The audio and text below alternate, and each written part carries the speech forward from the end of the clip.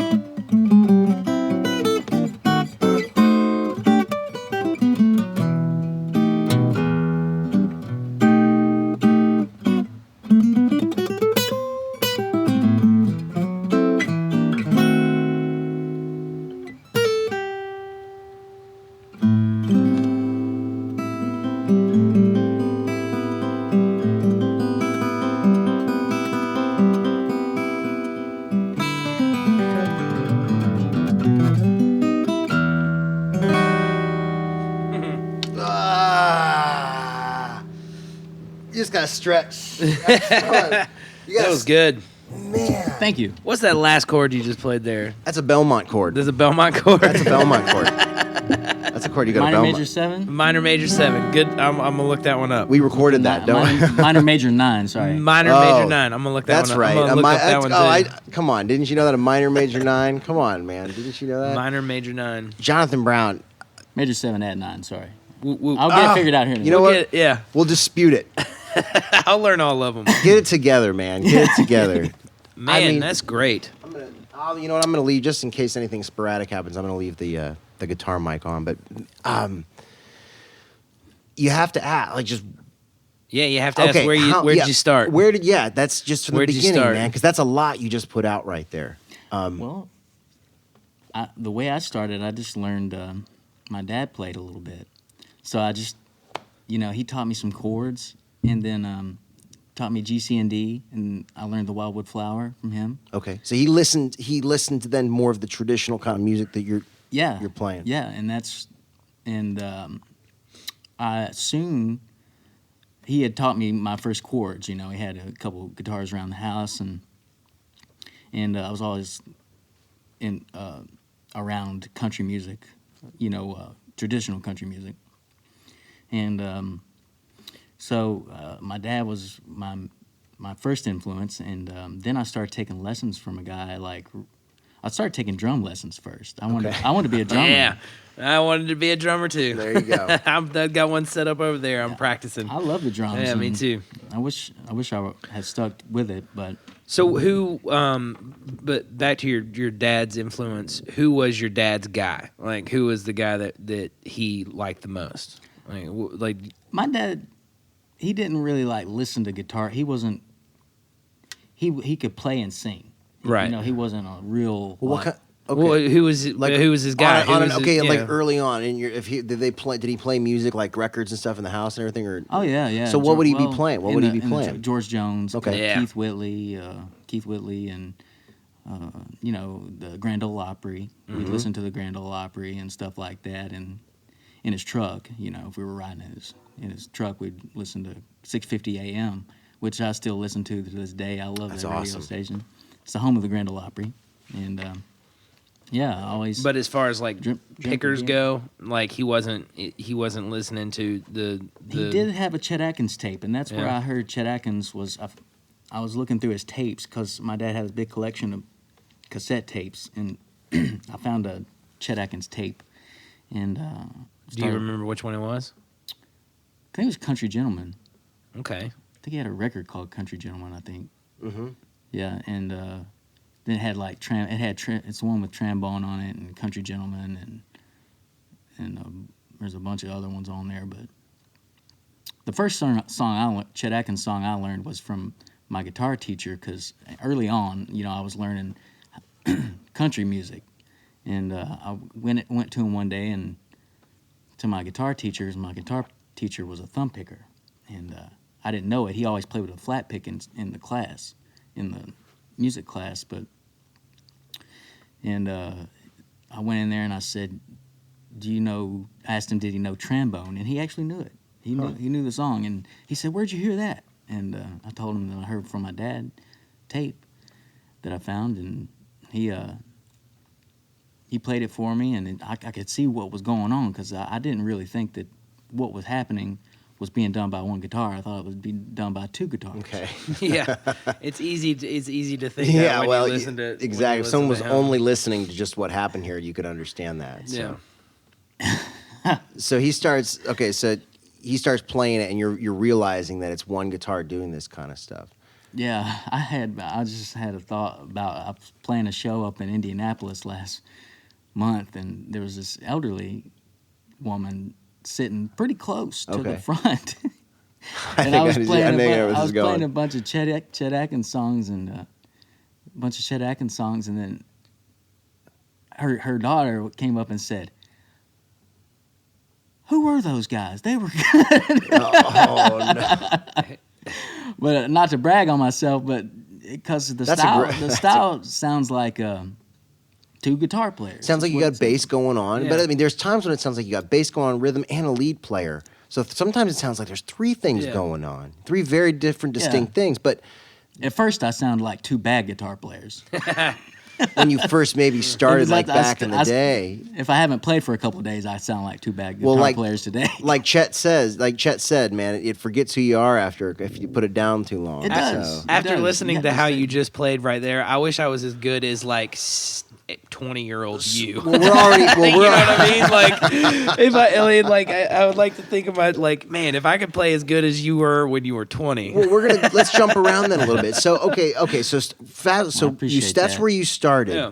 To get to where you are now, was it just like a steady stream? Did you have these points where you stopped and did other things, or have you just been like, when did you know that this was the kind of thing that you wanted? Because this takes dedication to that style of playing, mastery. It takes putting in a lot of hours to it. When did you decide, like, I need to devote When I was a big chunk of my life to this? When I was a kid, I practiced all the time, and I was really serious about guitar early, and That probably helps. Yeah.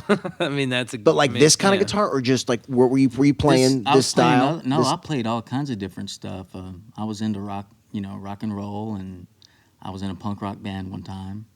And so you were just all in. kinds of You were. different stuff. I just yeah. I was curious. And country, but I never playing with other people was not. It was fun, but it just wasn't my thing. Gotcha. I just wanted to make. I just want to play guitar and make music with one guitar. And Sure. Not that I don't want to play with other people. It's just I can't be myself. I feel like if I'm playing with a band. I feel like.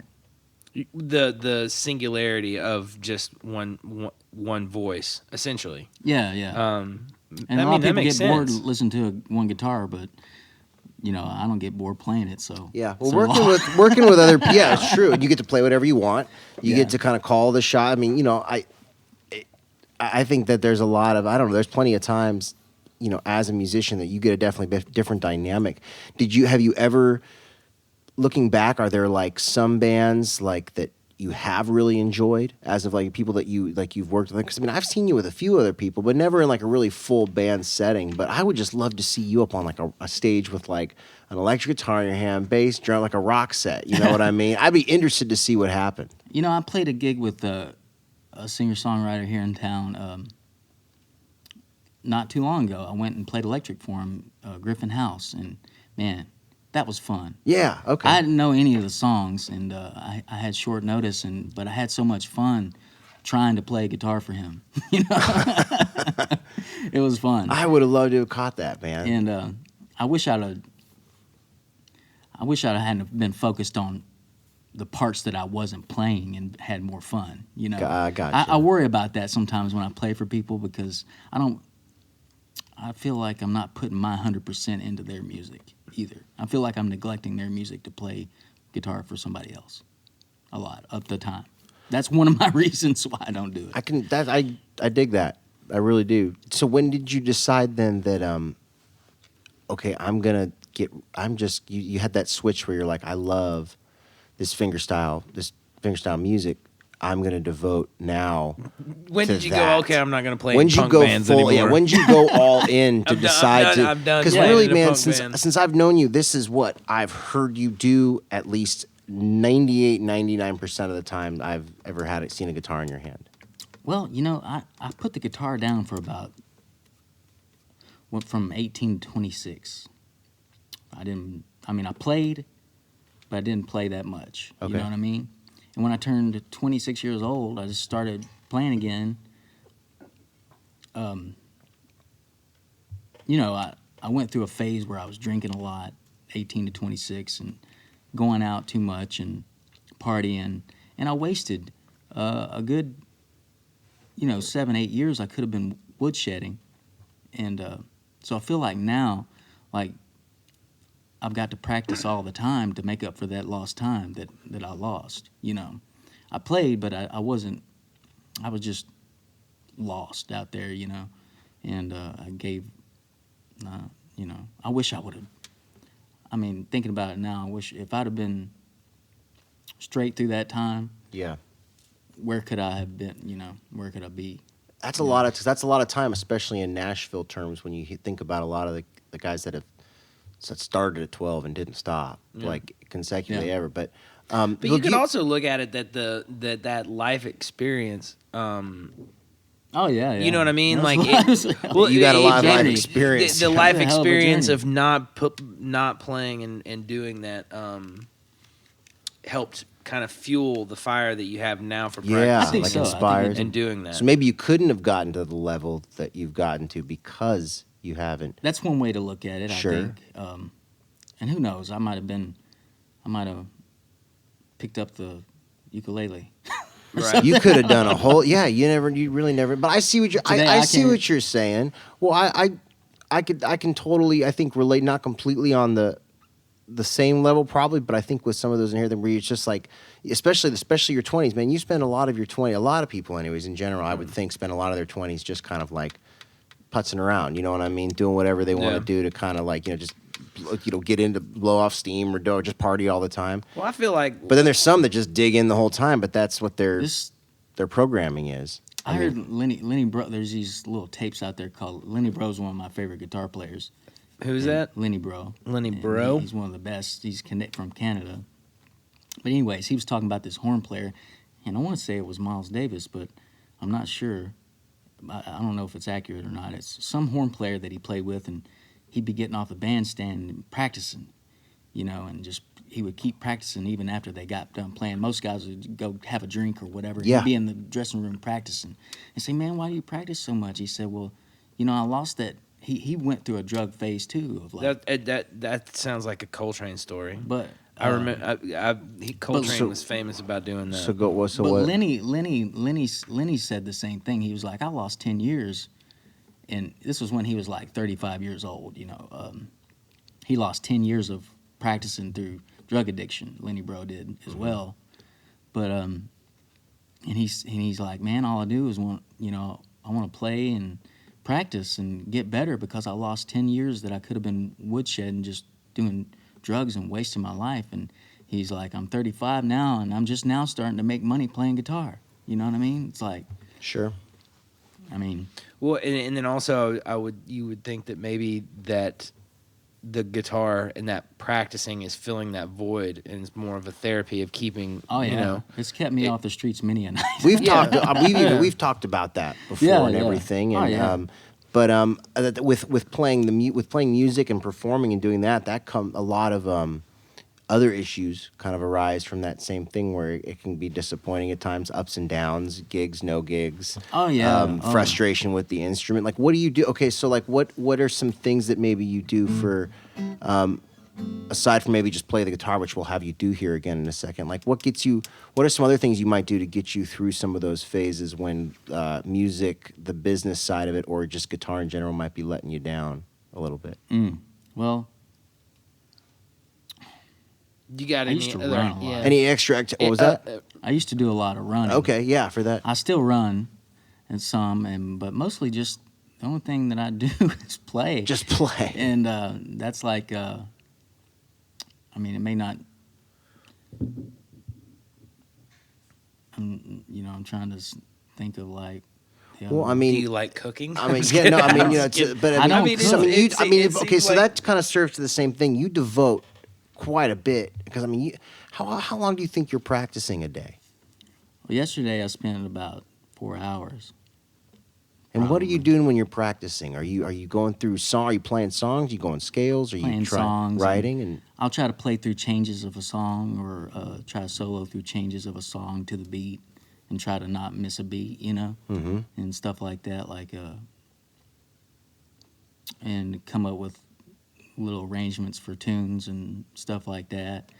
But, I've slacked here lately because I've been trying to get the store off the ground that I'm opening. yeah, which we'll And- talk about here shortly. But my practicing has kind of went down a little bit because I'm working so much and trying to find ways to make money, driving Uber, doing all kinds of different stuff. Sure, you gotta have a day hustle.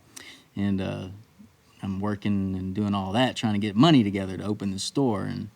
And so my practicing kind of went down a little bit. But I'm still playing gigs and stuff. I'm going out next week to North Carolina to play and stuff. So that keeps me motivated, like to have a gig to do every month. to go Yeah. out. That'll be handy once you get the store open. Yeah, no kidding. Once you're there, you'll be able to play anytime you're there. Yeah, I mean, that's the thing. You think? Go ahead. Go ahead. I've been going through my life and like for some reason, for a moment, I thought maybe I wasn't supposed to be a guitar player.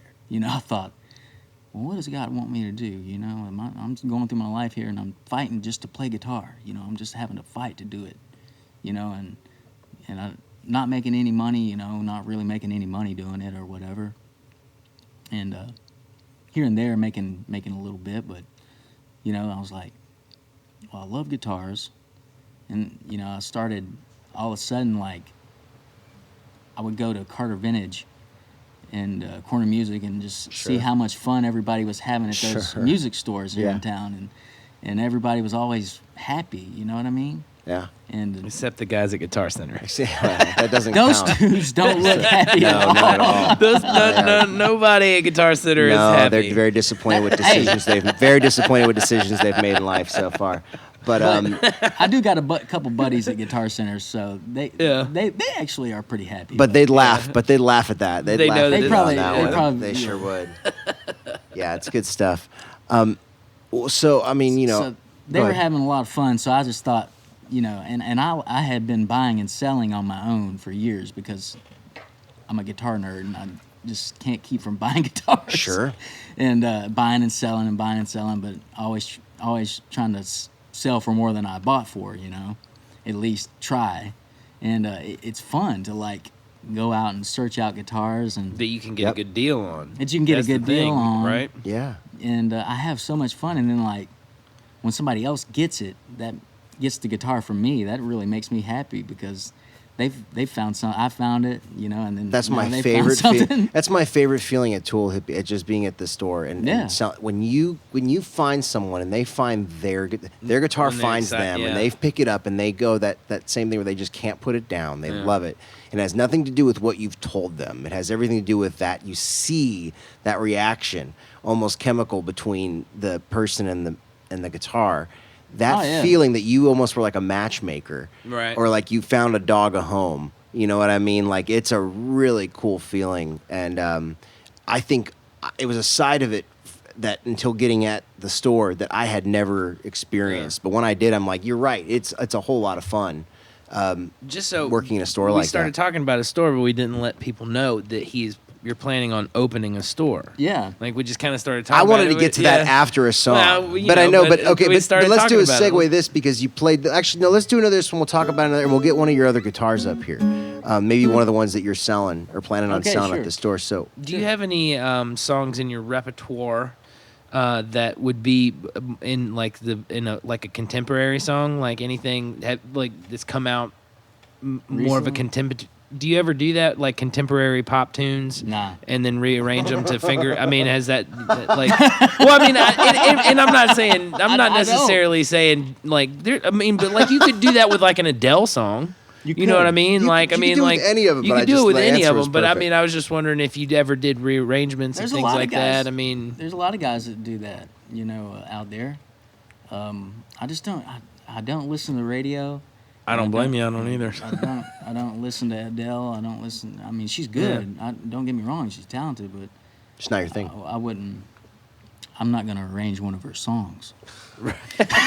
Well, I mean, it just seems like it seems like you might hear a song and go, "I'm gonna." That's true, You know, yeah. it's just might an be a whole exercise world. in of.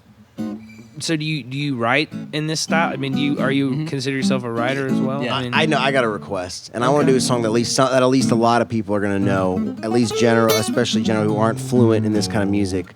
I want to hear a little Sandman, man. Okay. Is that cool, little Sandman? Yeah, sure.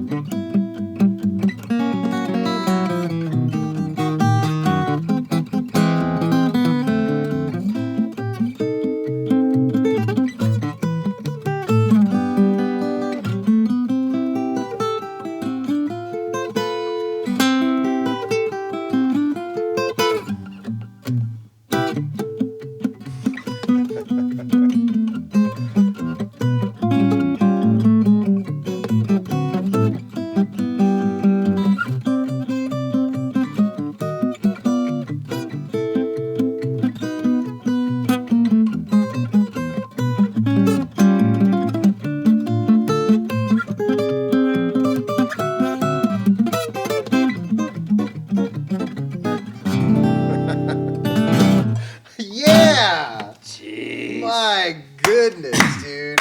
Thank you. Good stuff. Golly. Whew.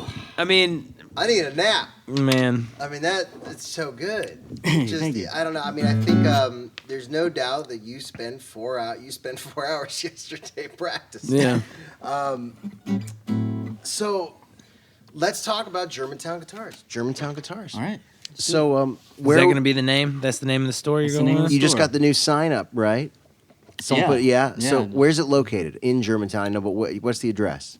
1403 4th Avenue North. 1403 4th Avenue North. What are your hours going to be? Are you going to be appointment I only? don't or know you yet. Okay. I've actually been thinking about it a little bit, and I'm thinking at first maybe Friday, Saturday, Sunday, and Monday, because all of my music store friends I've talked to say that Monday is their best day. I don't know why that is. Why Monday is the best day for a music store, but it is, apparently. Interesting. But that everybody I've talked to says that Monday, Tuesday is the best because people go out on the weekend and then they're kind of through with that, and so they. Sure. I don't know. We get a lot of people on Sundays for that same. Well, the thing is like it's kind of like That's one of the days I'm going to be open. See, they'll come in like a Friday. They'll come in because we get at the store anyways. We get a lot of. We're tourists. We're more tourist driven than anything. We don't get as many. I think the local clientele, but we get tons of tourists. But the thing is they'll come on their trip. They'll be there Friday. They'll either come in the store Friday or Saturday, and they'll hang out with a guitar and they'll get into something and they'll be like, oh, let me think about it and everything. And then they walk back in on Sunday, and I'm like, yes, Sold. we found another home. Oh, look at Sean Quinn. We were talking about it earlier. Sean. If he isn't practicing as much as usual, he's still practicing twice as much as anyone else. That's a good quote right there. That In is fact, I'm going to drop. good You know, quote. there's another quote that I saw He's a from good guy. this guy that he is. This is going out to Sean Quinn, another one of our alum here on the Matt and Adam Cannot Be Stopped podcast. Fantastic episode. Go back and watch it or listen to it. It's fantastic. He's talented as all get out. But Nashville royalty Brent Mason. Yeah. Quote, Jonathan is a refreshing fingerstyle guitarist who I really enjoy listening to. His playing is fluid and effortless with a great sense of swinging groove. Undeniably a great talent. If you've got Brent Mason telling you, or saying at least, that this guy's legit, that's a pretty good... That's I a paid pretty him to good, do that. Well, good. That's money well spent. Yeah, that's a good investment. Money well spent. But yeah, Good to see a foot. Brent's Oh, one of my Nathan favorite Foot right there. guitar players. He's one of my favorites. Yeah. He's not everybody. He's known as a country guitar player, but I was listening to the '89.5 when it was jazz, and just this random jazz recording was, and guitarist's name was Brent Mason. It was Brent playing just this random because he gets recordings from all over the world, or people want him to play on stuff. Mm-hmm. And this was just a jazz recording that he may have done it live or whatever, but it was like some straight ahead jazz. You know what I mean? But he awesome. he can do anything. Yeah. But we did a little duet on my last record of All the Things. It was tune All the Things You Are, which Great is one of song. my favorite Jerome Kern tunes. And yeah. I still haven't gotten a chance to learn Brent's part yet. But I already forgot my part. but, That's intense, man. That's really cool. So on the last record, because you got, is that the self? Oh no, we just had a coffee spill. That's okay. All right, it's okay. We'll fix it concrete later. floor. It's gonna be good. It's not concrete floor. Well, some of it is. It's a dark Most carpet. Of it is. It's Most all of it is good. dark carpet. Okay. It's all good. But anyway, so you got 2 albums out right now. The self-titled, and then there's one self-titled and then one Nashville Jazz. Cause see what's Bluegrass Borderline? Oh, Is that off of one of those, or I thought that was the it's off title? the self-titled. Okay, so that's off the self-titled Yeah. album. Okay. Yeah. So a self-titled album, and then what was the other one again? Nashville Jazz. And which Jonathan is that the Nashville. one? Which is that the one that Brent Mason plays on? Yeah. Okay. Mm-hmm. Very Yeah. cool. Are they Yeah. out release physical copies in stores? Oh, Where yeah. can you pick them up around town? You can get them on CD Baby. Okay. Yeah, both of them. Are they in any of the shops like Grimey's or? Does I think Carter's they're- Carter's yeah. have them? I think Carter Vintage Guitars has some. Yeah, they have some of the Nashville Jazz one. I don't think they have the older one. Gotcha. But yeah, We'll make sure to post links. Do you to do anything on everything. like Bandcamp or anything like that? I don't even Know what that no, is? no. Okay, cool. Just checking. What It's- about iTunes? It's on iTunes too. Yeah, Spotify. Spotify. Yeah. Go pick it up on iTunes. Just any way you can get it. It's out there. But So- we've got him here live tonight, Yeah, folks. I got a question. So, what was the first tune in this style that you tried to tackle? Trombone. Trombone. Yeah. The one that your teacher was showing you how to do. Yeah. Okay. That's right. And how long did it take you to get? I mean, like, kind of go through, because the process of playing, like, I mean, I can play strumming and a little bit of finger picking, but there's like some intricacies of what you're doing of keeping the bass line going. Tell us the importance yeah, of like the thumb. how did you like Oh, grow into this style of playing? Because it's not, it's just, it's amazing. After I saw my teacher do it, Mm-hmm. I was like, oh, that's how you do it. You know? Really? Yeah. It just kind of clicked with you? It kind of clicked with me, and I wanted to play with a thumb pick. Or I mean, I wasn't like a great thumb picker, but I really wanted to learn how to do that. So I like really got after it. Yeah. I wanted to impress him and show him that I could do it too, And You got to use the pick, the thumb pick. I mean, you You can't. don't have to can't- use I the mean, you just don't get that pluck without nah, it. I don't know.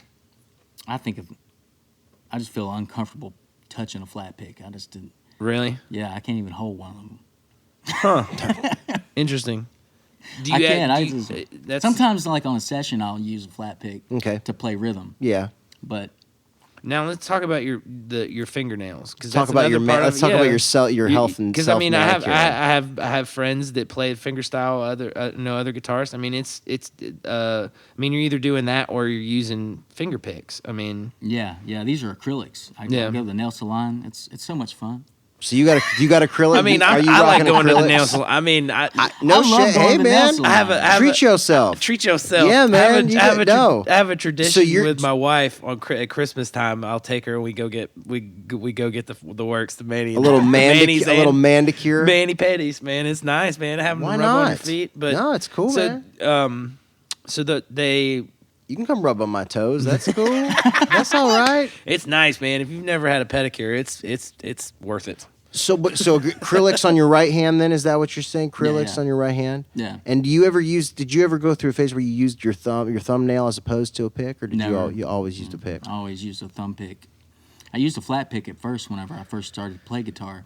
Then I switched to a thumb pick. Love it. Yeah, I don't know. That's probably what I don't know if I could ever, because I keep my nails short so much all the time. Like I See, Kelly gets did it on take, me. Take You don't getting need- used to it, or Tricks of the trade. Look at that.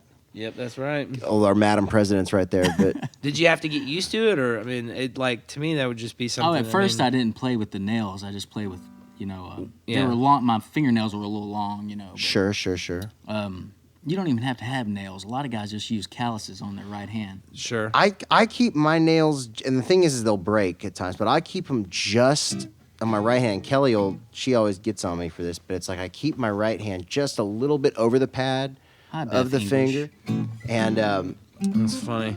that's where I keep my pinky. And then the thing is they'll break from time to time, but I keep them just like that. But then I keep these as close as I can because of the fretboard, Right. Because you don't want any of it, touching that way.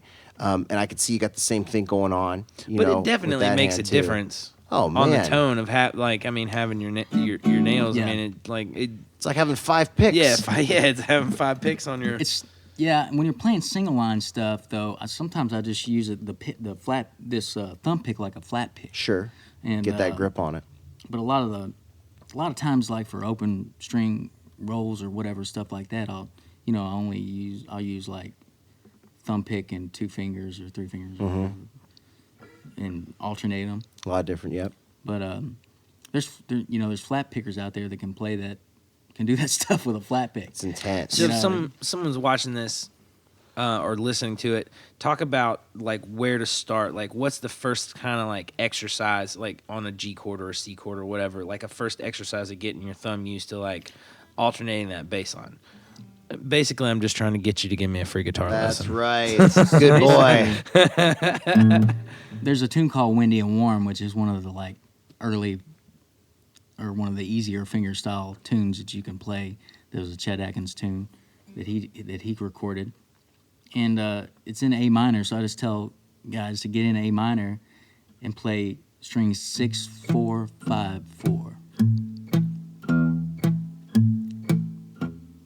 do that for a good while, and you're muting the string with your palm. Palm of your hand is laying on between the sound hole and the bridge, just a little bit. And then you got 1, 2, 3, 4, 1, 2, 3, 4. Then add on 1, 1, 2, 3, 4, 1, 2, 3, 4, 1, 2, 3, 4, 1, 2, 3. Add that in there to get used to playing with your fingers. Then on 1 and 3,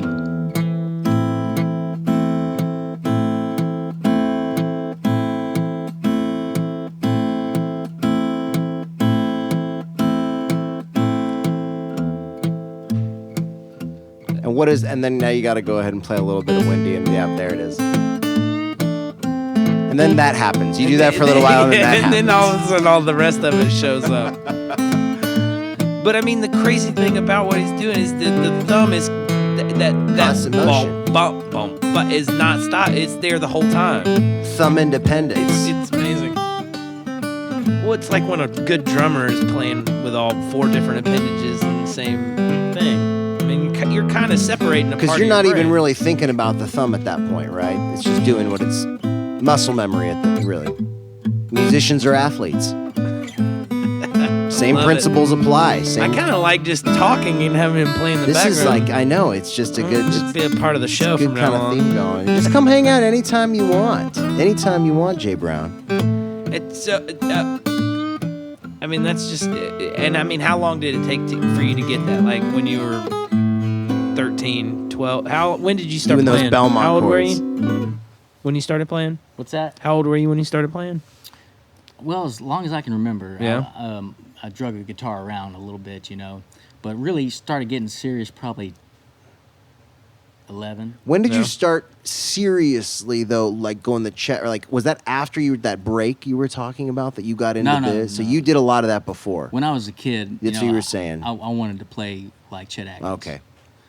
And then I went off on a tangent and did my thing for a little while. And Punk rock band. Yeah, and then came back to it and You mentioned Jerry Reed, right? Yeah. Yeah, we talked before we started. I was telling you about going and buying some records. I actually got a Jerry Reed record as well. yeah. And a George Jones record. That's cool. I just now thought about it.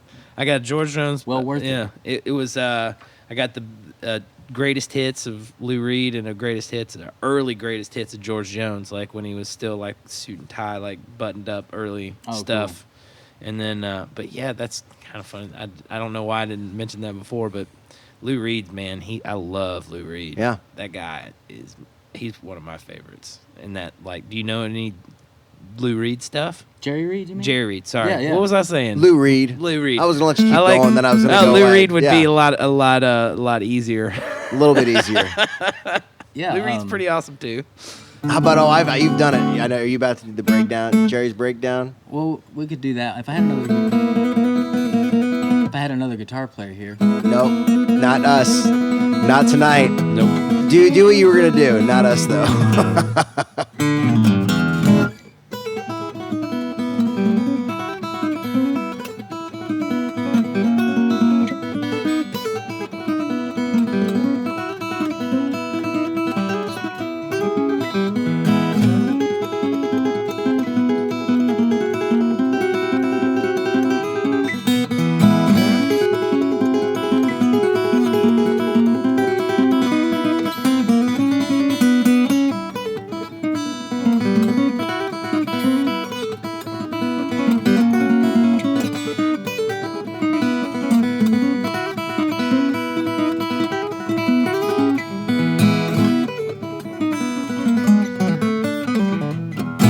Yeah, man, it's intense.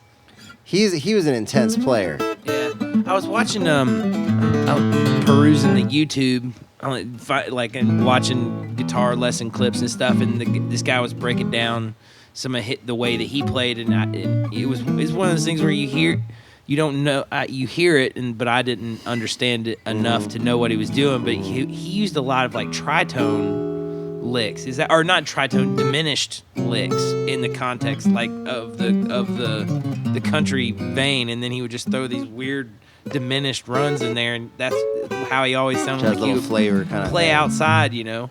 And it was just man, that guy Do you can think play. in like when you're so are you able to do a lot of do you go after just songs, or do you do a lot of improvisation? Do you actually play off of a lot of different tunes, and then when you do like if you're playing just like a regular game, do you vamp a lot and stuff and then solo over your own thing, like, or is it pretty much stuff that you've practiced over and over, and like do you do a lot of like if if I play a tune and play a solo. Yeah, do you I mean, you do a lot of solo playing? I mean, are you Yeah. playing a lot of stuff? Okay.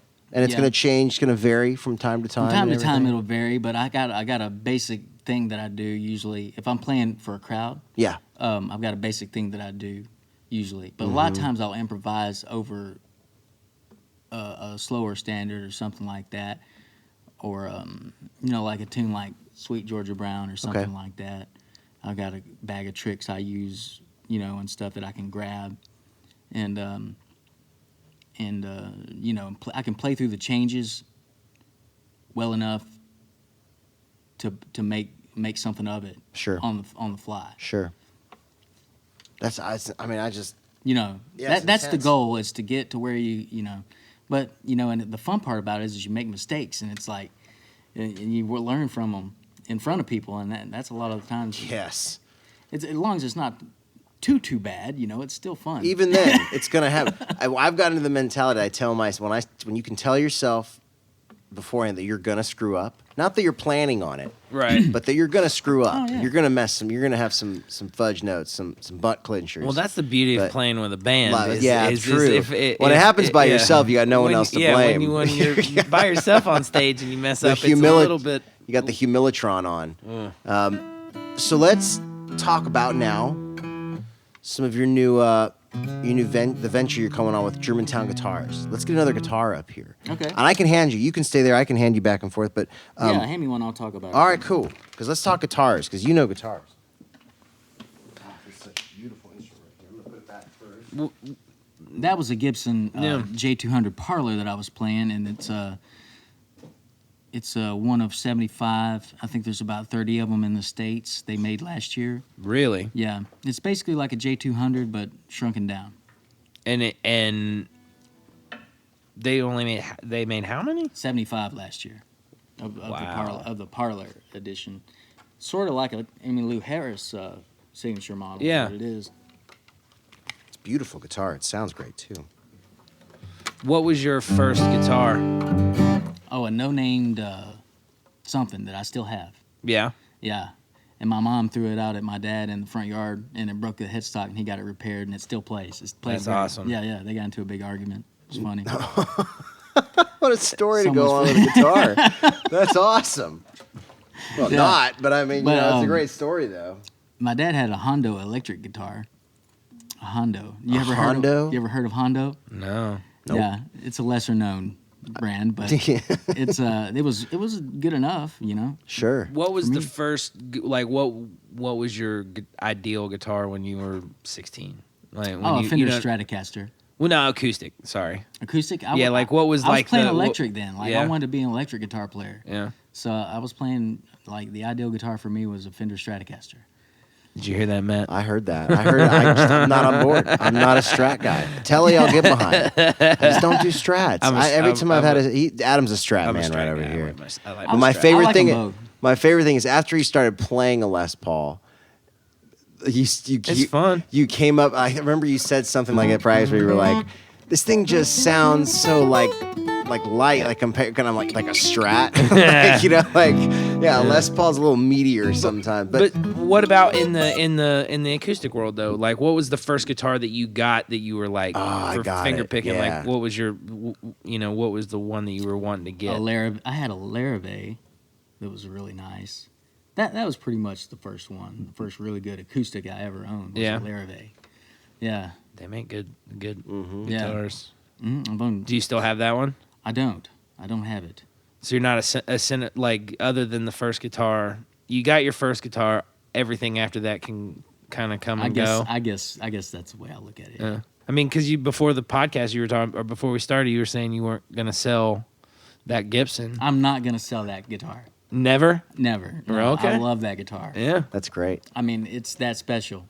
That's a good feeling. What do you love about what is it about that particular guitar that I just like the feel of it. I like the woods they used, the maple and the spruce top, and I just like the tone of it, and the sounds good plugged in. Yeah. And it's just going to get better sounding. yeah, I think over the years it'll get better, and if I want to, I can change the pickup if I get tired of that, and into something different. Sure. You know Sure. what I mean?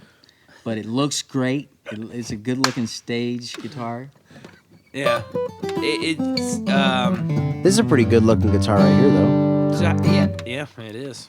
Tell us about this is a one. beast. This is a. Tell us about this one here. Home shop Tell us on the about this Matt and Adams Tell us- Shopping yeah. Network. Shopping Network. This is one. Germantown guitars. I'll here. talk about Jonathan instruments Brown. all day long. I mean, you Yeah. could have We're drums. selling this. We're gonna help you. anything. We're gonna help you sell this one. This one is for sale, folks. So if you know of anyone or you yourself would like to take home this I played guitar, this before we started. message. Jonathan will It's tell a you good all one. about it.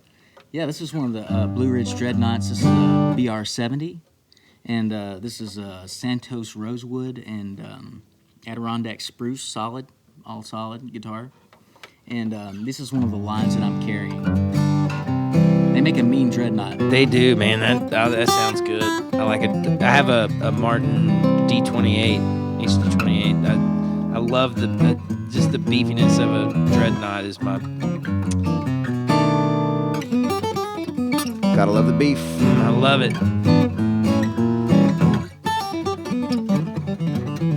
Same scale length as the last guitar you were playing.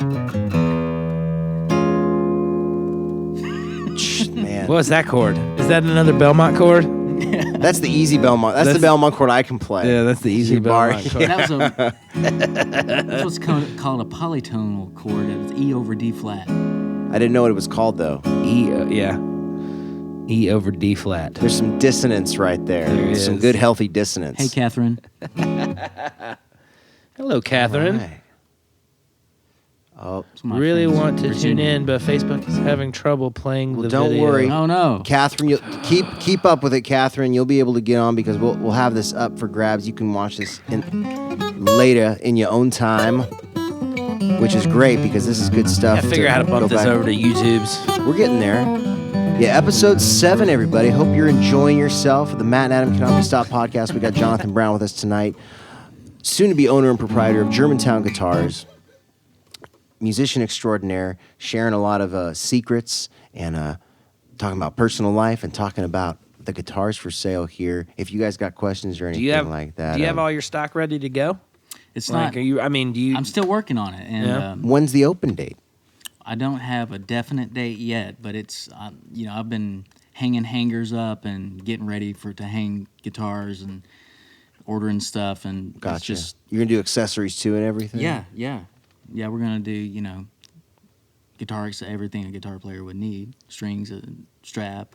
And are you gonna do acoustic only, or are you gonna do? I'm trying to electric as keep well? it. I'm trying to keep it acoustic only, but I may have some electrics. Okay. Are you you gonna have know. any other acoustic instruments, banjos, mandolins, violins, anything of that nature? Because there's I not think really s- anywhere in town that's doing like Cellos, oboes, anything. See, this is a very small shop, but there's enough room for about 70 guitars, and then I can hang a bunch That's of a pretty big shop. ukuleles and Yeah, Stuff 70. like- That's a good amount of wood hanging on the wall. so that's yeah. a lot of guitars hanging on the wall. Yeah, but I'm thinking I want to stay away from ukuleles. I want to specialize in just banjos too. acoustic banjos and. You might as well have electric guitars if you're gonna have banjos. 'Cause But if they it spoil everybody Hey, else's time in the room. No. if it keeps the doors open, yes, I will sell. True. Hey, there you Ukuleles go. But that's what I was saying. There's nowhere. Opportunist right there. There's nowhere in town where you can get the where your storage is almost full, man. But there, I mean, like, there's not anywhere in town that I can think of that has a good mandolin selection or like bluegrass instruments. Well, what about Carter's? I've never well, been then into Carter's. is incredible, especially mandolin section, man. What part of town is that in? Right by the Gulch. You know me, man. I don't. Carter's. Get out much. That's one of my yeah. favorite shops in town. I mean, we got a lot of great corner Gruen, Carter's. There's even that new one that popped up right around the corner from the Gulch. There's East Side Music. So what's the one that's right down the street? Not from Carter. It's on not on 12th. It is on 12th. Rumble Seat Music. Yeah. There it is. There it is. I haven't been to that one yet. Shows you what I know. Artisans, great out in Franklin. You go down to Artisan. Oh yeah, and check yeah. out. They're all good. I'm good friends with Artisan and Carter, and all those guys. They've actually inspired me to open my own store. Bet they're not as happy about that as you are. I hope they don't hate me now, but I sure love them. And Well, I mean, if I didn't have something, I would send. If I didn't have something, I would tell them to call those guys. You know, that's just the way How I much roll. how much is the guitar that you're going to sell this one? I should know that. You should. We haven't made. Okay, if I asked you, okay, how much you want for that guitar right there, man? How much would you? I would take $600 for it. $600. Yeah. All solid wood. Boy, that's $600, y'all. Do I get a lesson with it? That'll be $700. For 15 minutes. That'll be right after- $700. Yeah, right.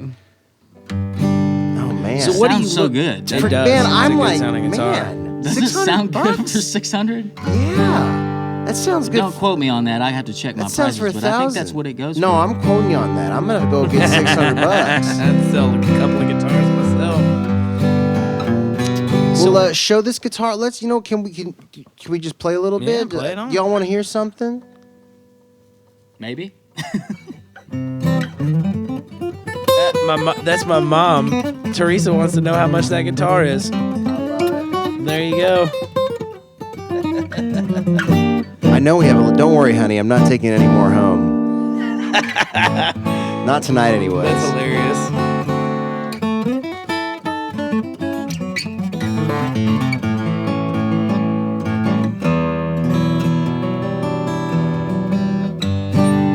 Let's play one of your songs off of your record. Let's see.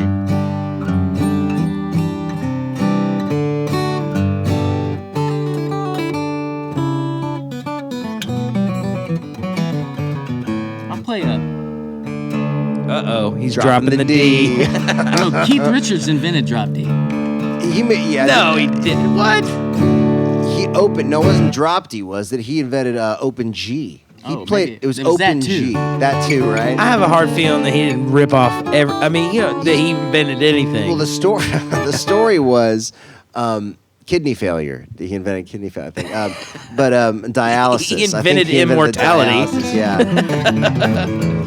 Oh, Miss Lawson wants to know: do you do layaways? Yeah. You bet he does. She don't need to put nothing on layaway. I'll play another Jerry Reed song. Okay. And then, but we're And then when gonna I get my guitar, I'll play another. Fair enough. Jonathan Brown, ladies and gentlemen.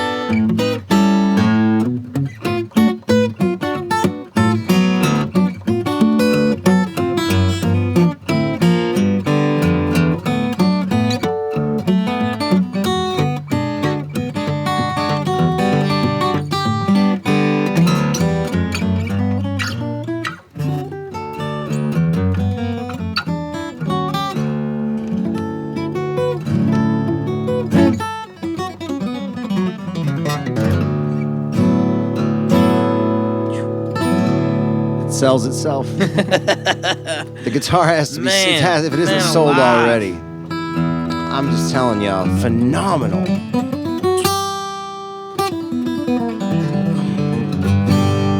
Now, I think what Adam and I get to do with Living Situation, with our rock band that we play in, we have a pretty awesome. It's badass. I'll say we work hard. We do our thing. We have a lot of fun. Yeah. And it's a completely different kind of. I at least like to think some form of like level at least of mastery. But I swear it's just like I don't know how like what you do just seems to me like I'm just like. It has to be like where you see some of those athletes where they're just like, or like a sports guy, they go on a beach someday, like, and they see these surfers just killing these huge curls, and they're just like, how do you do that? And I mean, I'm blown away. You're Well, you're incredible I would think a athlete. lot of that. I mean, anytime I've talked to someone about learning any kind of style of music or anything, a lot of it comes from also in just engulfing yourself in just listening to the immersion, immersing yourself in that style of music and just listening to Chet and Jerry and all the other great like guys that just do that, and then it becomes it's in your head, and then it becomes easier to express. Would you say? I mean, if there was another kind of music that you aren't really fluent in, but you could be, what would it be? I don't know. I like classical music. Well, I remember, I think on one of your Facebook pages, it says, like, some other artists you're interested in. You said Bach. Yeah. Yeah. Just, I mean, so. Yeah, okay, so do you playing ever more try and play classical guitar, like, guitar, not like. classical guitar, but classical tunes on, Yeah. I've done several classical tunes on the guitar. So that doesn't count. I want something that you just don't play. That I don't play. That you don't play. That you just, if you could just, like, they could Like download the it into you, shredding- right? The shredding. Okay. Who's a guitar player? Like, fret tapping like type Steve Vai stuff. kind of Fret thing. tapping Yeah, type Paul stuff. Gilbert. Yeah, I find that Van pretty, Halen. It's pretty related to classical, and I think it's pretty interesting. Yeah, Sure. pretty amazing. Do you ever, like, when no one's watching on your electric car at home, just, like, try it out for, like, at all? Like, Every once in a while, like I'll mess around with it a little bit, but It is fun. That's So, do you just pretty much just listen to country? I mean, you were saying you listen to 6:50 a.m. yeah. What are you listening to? I listen to jazz, and I listen to I like to listen to 89.5. Yeah. They have a lot of good roots music or whatever. Americana, I guess. That's cool. I like that. And the blues. I like the blues. Just any kind of blues music. And I like ragtime. I guess I like stuff But that those are- happened a long time. You have Yeah, like I some mean, but I was gonna old-timey say those are music. all You like- era. Well, it's you kind of know, your style yeah, going on. yeah. It's the way you're playing. I mean, and again, like you said, the immersion. But one of the things that we talked about, I remember talking about with Sean Quinn, and I remember you came to my wife and I. We were living in this one house over in Creve Hall, and we were just about to move. It was the last party. We had no furniture in the house. I You remember remember that? that, yeah. Yeah, you came over and it was like we first started hanging out, and I'm like, bring a guitar. Like, we'll come hang out. I knew you were just a phenomenal player. But the one thing, like, I realized then is, like, you came over for this, like, jam kind of thing we were doing. And you started playing, and, like, all the guitar players, like, one at a time would just, like, drop off. And it ended up just being, like, you playing. Because it was just like, Yeah. what? Like, what am I going to do? Like, Yeah. what else can I put to this? But it was like, so it's one of those That was things. not my intention. No, but you can't. But one thing that, like, I said, and don't give me if it was wrong. Maybe I should have, brought other guitars and stuff. But you do your thing so well, and you got the style going on, you got the feel, you got the whole group, you got your own original stuff going on. But when it comes to, like, just open up and just playing, like, in a jam or something like that, do you feel out of place in those situations, or do you Not feel really. like you can just Not jump really. in and I do feel- your thing? I feel like I can jump in, unless it's a really obscure fiddle tune that I haven't learned yet. It's like a bluegrass jam. You or showed up something at a blues jam, though.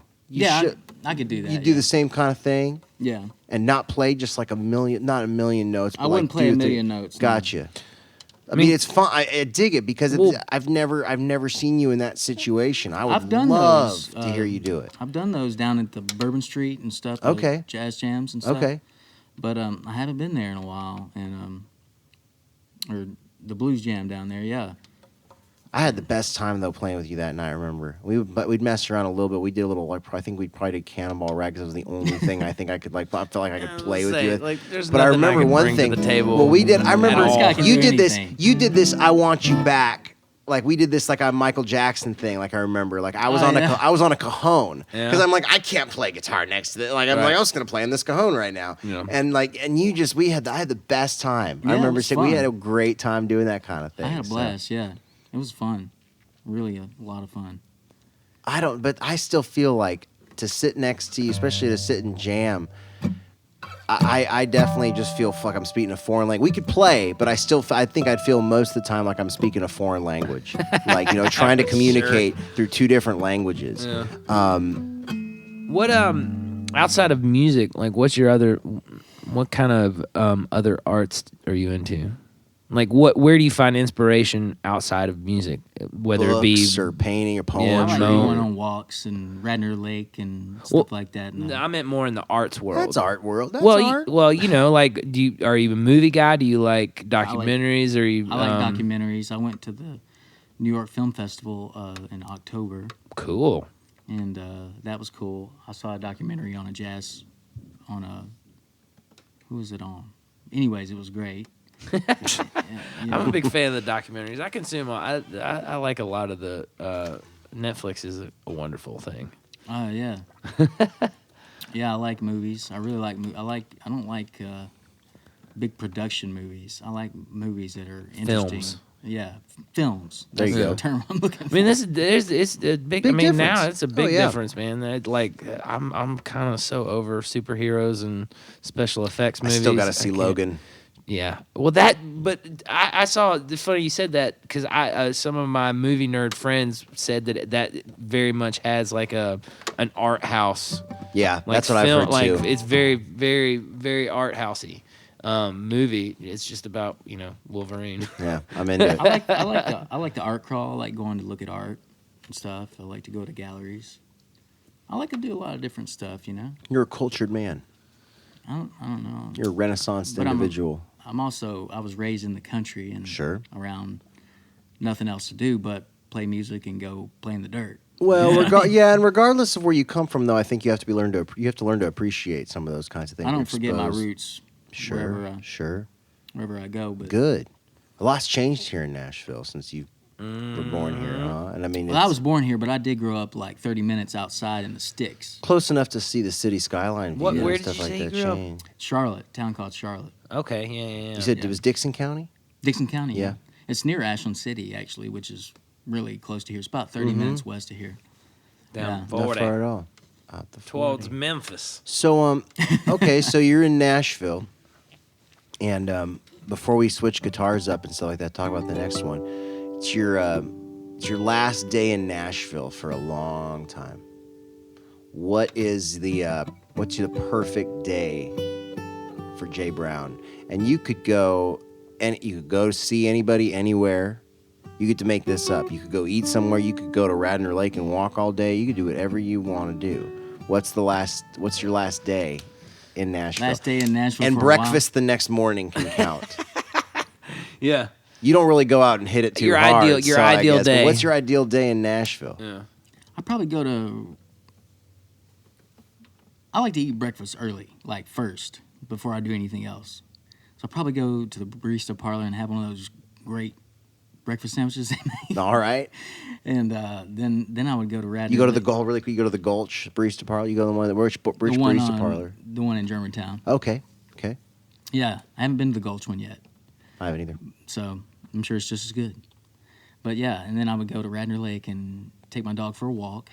What's And your then dog's name? Chester. Take Chester for a walk. All right. Take Chester for a walk and what else would I do? I would So you're like early afternoon. So you're like Yeah, it's mid like afternoon, mid- late afternoon. So what are you doing mid afternoon? I would go buy tickets to the Grand Ole Opry, Okay. and then I would go. It'd be really cool if it was at the Ryman. Then I would go there. Okay. It's at the Ryman. Who's playing?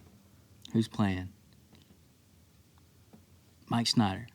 Uh-uh. He's hosting, with his string band because I think they're great.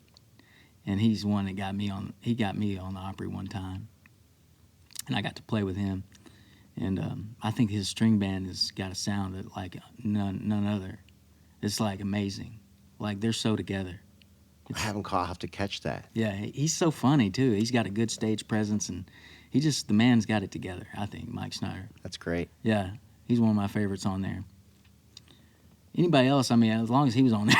Okay, cool. And then after, so where are you gonna go eat for dinner afterwards? Where am I gonna go? I like the Germantown Cafe, and so I'd probably go there. Keep it in the This neighborhood. neighborhood guy right over here. Yeah. I love it. It's a cool block, man. It's a really cool That neighborhood. area is, I mean, it's one of those areas in town that has kind of retained a little bit of its.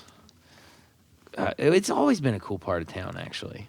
I like it. Like, I really like it. I mean, I've grew up here as well. It's funny that that your day culminated in going to the Ryman. Mine, when Matt asked me that question, Yeah. mine culminated. I think that's pretty much what almost everybody's. Mine culminated. Yeah. I wanted to see Willie Nelson at the That'd be Ryman. cool. I've never really been do. able to see him.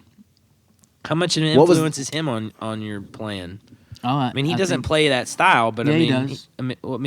Oh, does he dude, do he he does the does. alternate thumb. He's thing? a phenomenal He's amazing. guitar player. Really? He's a very well. I know that, underrated but I've guitar never heard player. him play that style of the bouncy Chet- back and forth. Chet got his career started. They made Right. They made 7 records on Willie Nelson before they had a hit record, Right.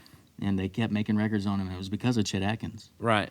But I mean, but that style of playing though. I mean, he plays. I mean, he Single has line his own, stuff. Yeah, he plays. But it's his still whole, that's man. Have you heard him like Oh, you hear him do crazy, well, sure. like kind of like on his own thing? It's phenomenal. But it's Yeah. but it's still not that. He doesn't do the. I'm talking about the alternating thumb bouncing I bass line. think he could just from his affiliate. I haven't ever heard him do it, but Yeah. I think from his affiliation with Chet Atkins, I think he Sure. could do it. Yeah. and he's that good. Yeah, absolutely. Yeah. I mean, he's he's probably my favorite country artist ever. Who was the last? What was the last thing you saw at the Ryman?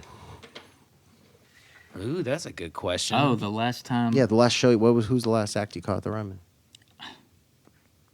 Who was the last act I caught at the Ryman? That's what I asked. Such a magical place. Mine was Bill Burr.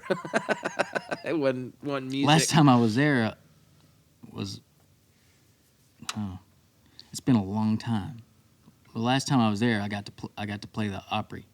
That's the last time, and it's been. Oh, and it was at the 5 Ryman. Yeah. Oh wow, I didn't realize That was when I got to play with Mike Snyder. Okay, and when did you get to do you got to do a solo performance too, didn't you? Well, it was. I did Chet Atkins' "Mr. Sandman," which on Chet's recording, Chet starts out by himself, and then the band joins in on the second Gotcha. time on the key change. Okay. When it goes to G, or yeah, That G. guitar sounds good. I know.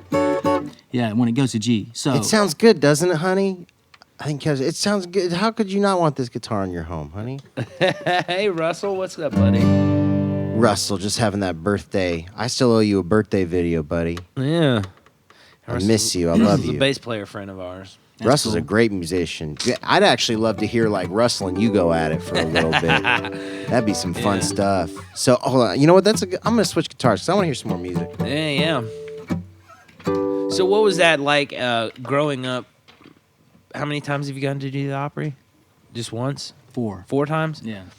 What was that like getting to do, I mean, the first time you got to do that? Like, I mean, That was always my especially dream. I mean, like getting to play on the Ryman stage and playing the Opry for someone growing up in Nashville playing good country music. I mean, that's like the holy grail right there. Yeah, it was pretty amazing. I'll never forget it.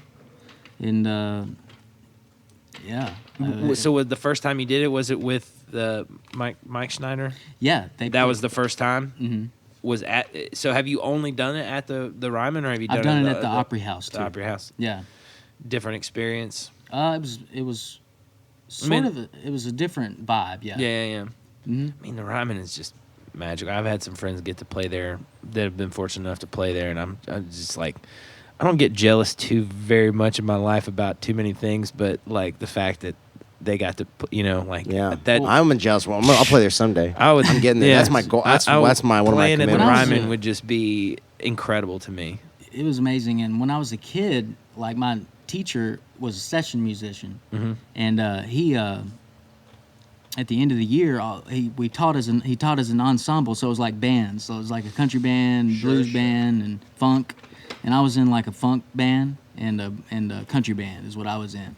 And at the end of the year, they would put on a big concert at the Ryman. And so when I was like a kid, I got to play the Ryman. Get out of town. I swear, like 5 years in a row. Golly. There was a big concert at the Ryman, and Jeez. it was called Future Stars. Well, I got to sing. I got to actually sing at Man. Carnegie Hall with my high school choir. That's awesome. That's pretty So cool. I got to say I got to play Carnegie Hall. It's pretty bad. Yeah. Pretty Granted, awesome. So granted, it was also on like a tour of the place, and we just all got up on stage and sang And at so- Carnegie Hall. So no audience or anything, but still, I got to sing at Carnegie Hey, Hall. still. So you've done solo finger style acoustic guitar by yourself on the stage at the Ryman. Yes. That's awesome. That's far out. I mean, Yes. that's got you weren't doing lucky. that in high school. I'm one of the were lucky you? ones. Yeah, man, Yeah.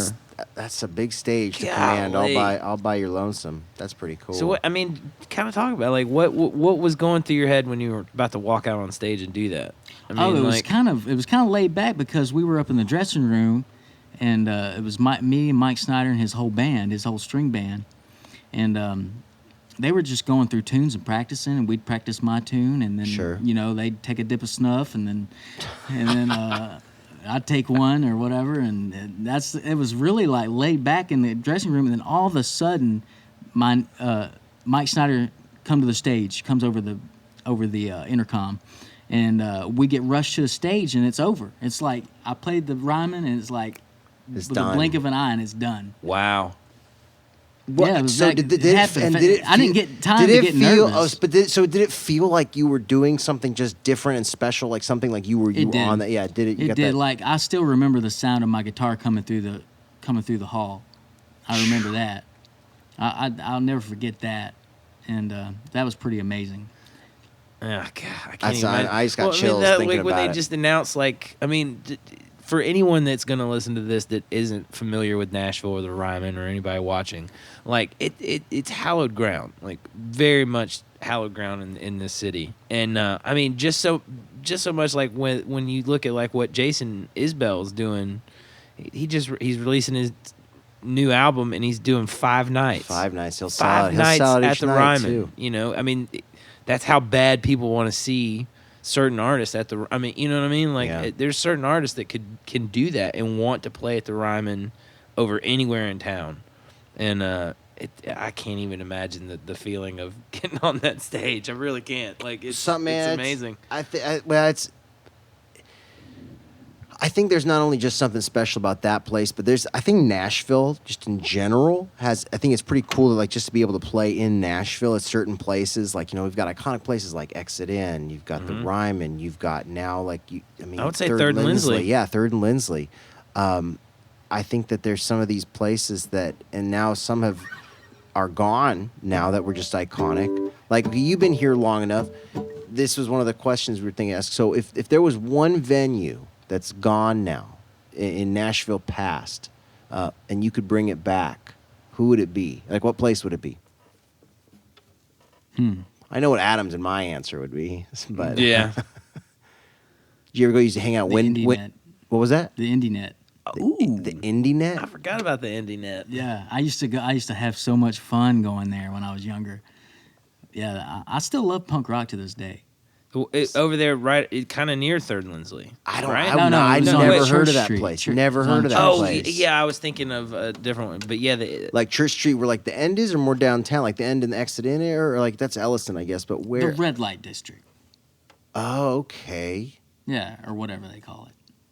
You That's know. crazy. You know where Clyde's is? on Yeah, Church. It's right yeah. across. That's where Indie Net used to be. yeah, And there was some good punk rock shows there. it was a punk scene. Yeah, that's all that you would hear. Man. That was when I was in high school, but I really like going there.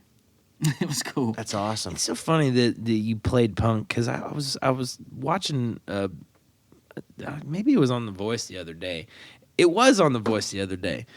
And they had one, son of a gun, it was The Voice. And there was a guy that came on there, and he did some very traditional, like his thing was like very traditional country music. And he vocal singer, played guitar, really good. Young kid, it was awesome. Like, but he had diverged into punk, diverge into punk music. And I just want, there's such a commonality between like old country, rockabilly, punk, like, you know what I mean? Like, it's weird that those all kind of swim in the same stream. To me, I noticed that. I know a lot of people that are, you know, Getting angst out. well, and it's also maybe like, I mean, Johnny Cash had kind of a punk attitude. Oh, man, you know what I mean? totally. Like, I mean, the older country kind of had a punk attitude about like Middle finger to about the it. establishment. Yeah. Yeah, of course. But it's just it's well, the same way metal yeah. has, like, you know, or like, you know, I think that, I mean, gosh, you can just take folk music, Yeah. even though it was a bunch of guys behind an acoustic guitar, they were all complaining about it. And I think the idea, if you want to get maybe to the idea, the core concept of what drives a lot of the music that comes out of those genres, it's definitely a lot of the same thing. Yeah. You know, anti-establishment, unhappy with the current trends, wanting to do something so you yourself can fit in. Like not wanting to conform to something else, but doing what just feels right. And you don't have to be some of those, you don't even have to be great at it. Yeah. In fact, it hurts you if you're really good at it, you know? Yeah. It's funny you went from playing you liked playing one of the most simplest styles of music to the one of the more complicated ones. Do you still listen to any punk music at all? It's been a long time, but I do like it. That's fun. Yeah. It's cool. It's one of those things. Like punk for me is so much more fun to see. Yeah. Like, you know what I mean? Like listening to a punk record to me is a little different than going and seeing a punk band. Sure. I prefer that. Me too. What are you going to play for us right now? Yeah, play us some music.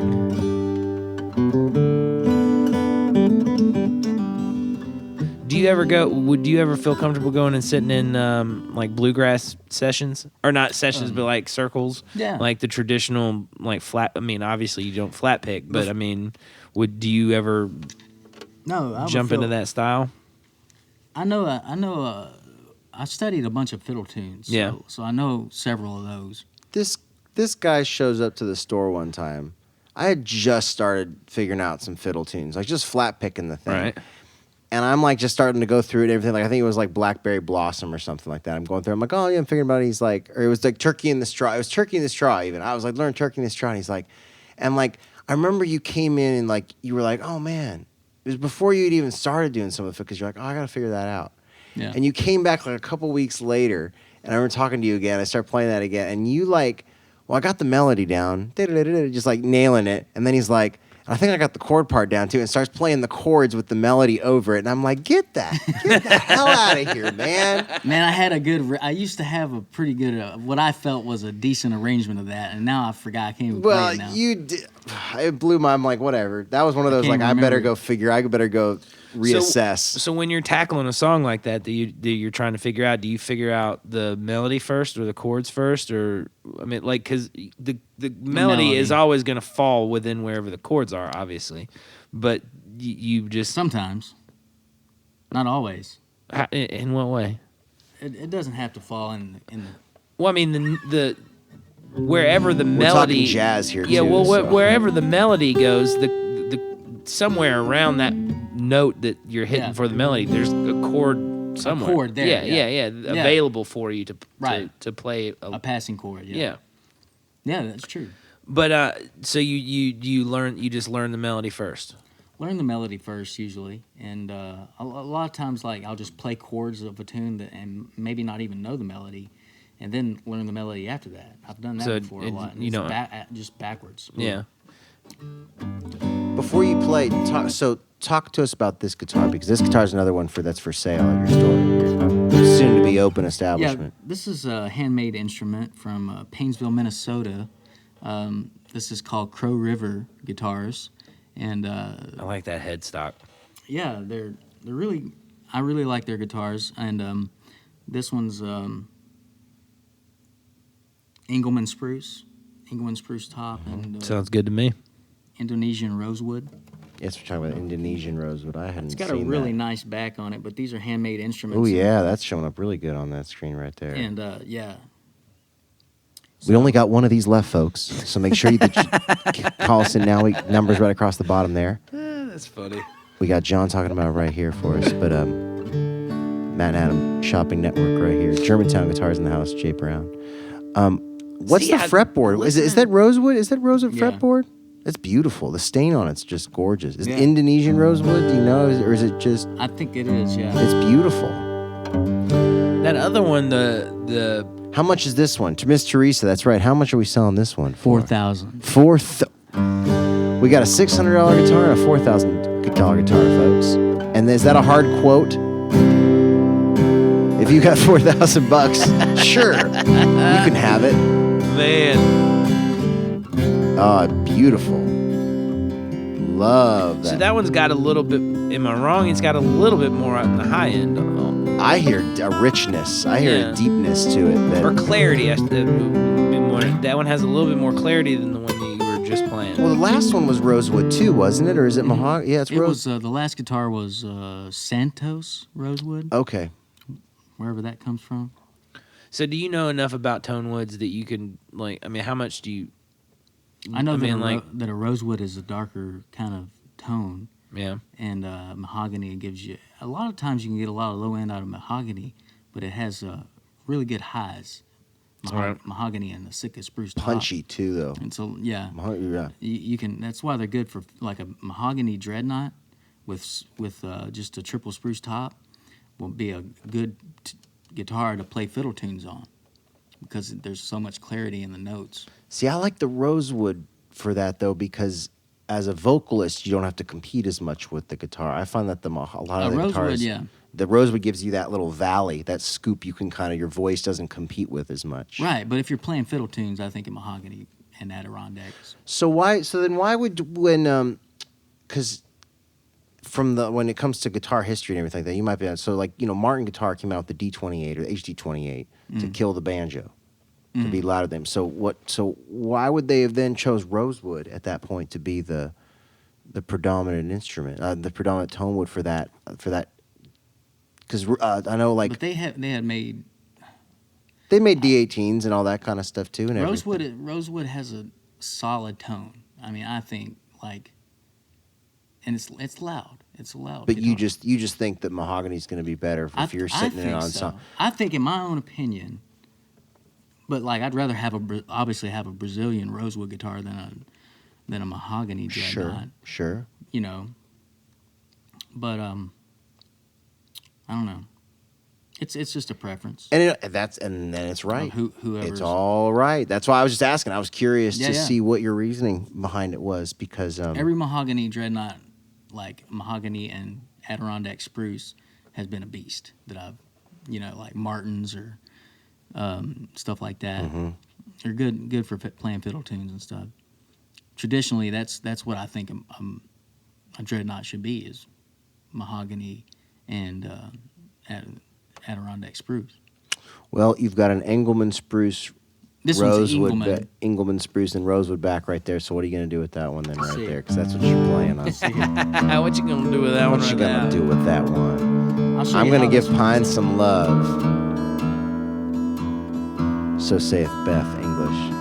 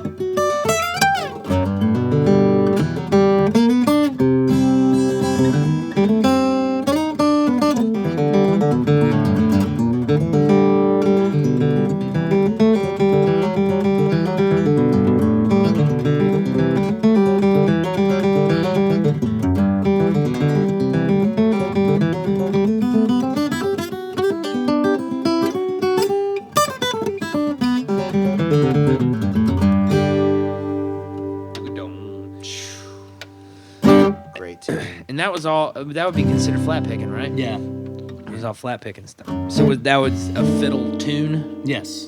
So what is the? I hear that term used a lot, and I don't know quite how to define it. Like a fiddle tune versus like a blue. I mean, fiddle tune falls into the family of bluegrass, right?